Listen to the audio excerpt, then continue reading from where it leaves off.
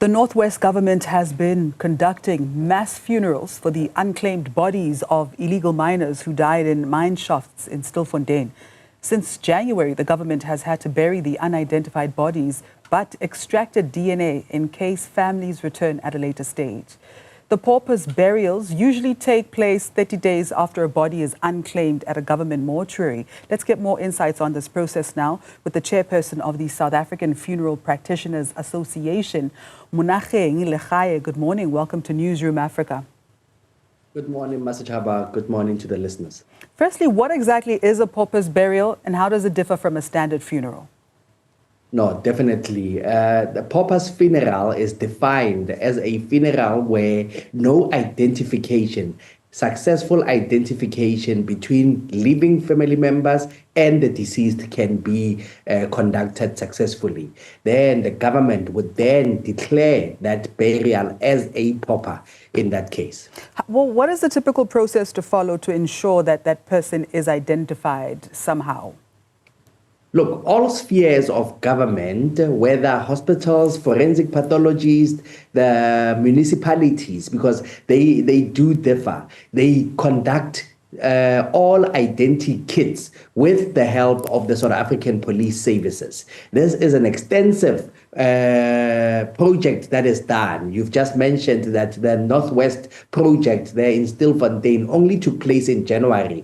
Only now it's June. It means that there was an extensive work that was done to ensure that there is successful identification. There's a call to the nation to say, we have this deceased. They will then post pictures, depending on different publications that the pictures of the deceased would go, that is your social medias or newspapers that we would have. If families do not come forth, then the government is determined to ensure that there is a proper burial that then takes place in this case. And then once this information is made public, let's say, for instance, Lord forbid, I have a missing family member and I'm looking for them. Where on social media, which pages, which newspapers, what platforms are there that would publish the identities of deceased people who have not been identified by their families, essentially?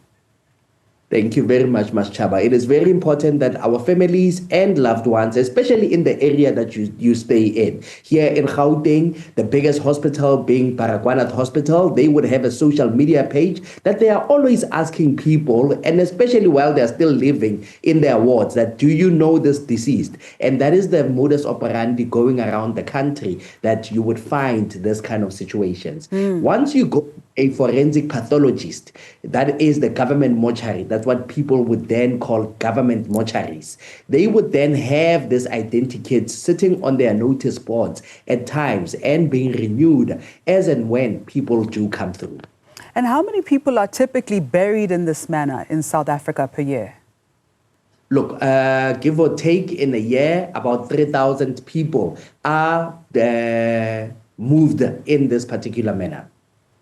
All right. And in the context of the recent mass burial of unclaimed bodies of illegal miners in Stilfontein, do you think the process followed by the authorities in this case was dignified and respectful?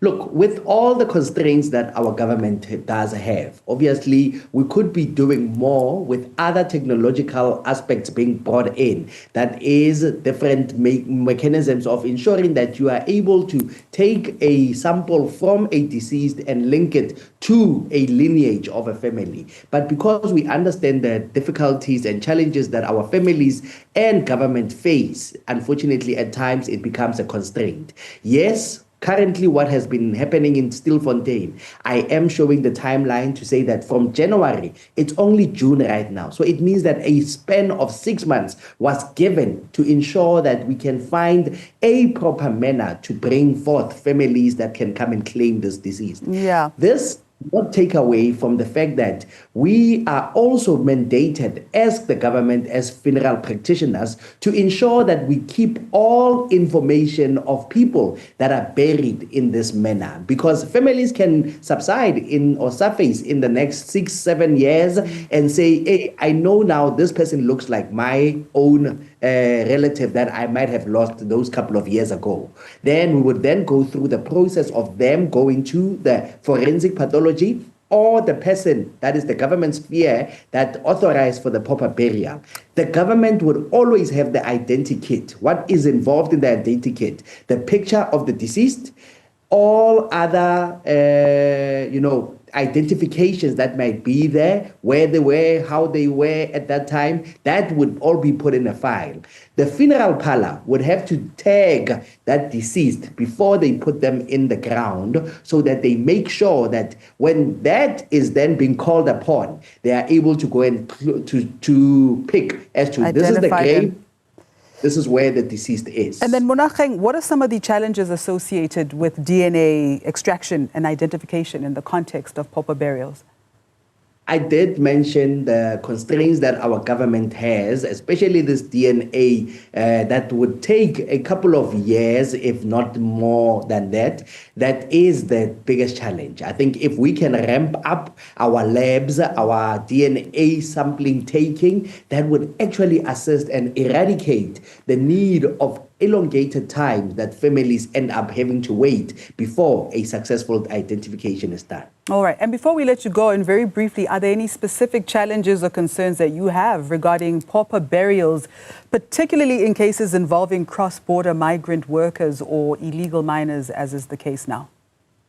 Look, I think Masechaba and the viewers, we are all knowing that, especially when we call them illegal, it means that even the documentation that they come through with, it's non-existent or not there at all. Then that also becomes a problem because remember, some of these things might be surrounded through the borders of South Africa. So if somebody is from Mozambique, Zimbabwe, or any of the SADC nations, it then becomes very difficult because at times you find that our cemeteries are piled up with these illegal immigrants that came through that will not ever be identified accordingly.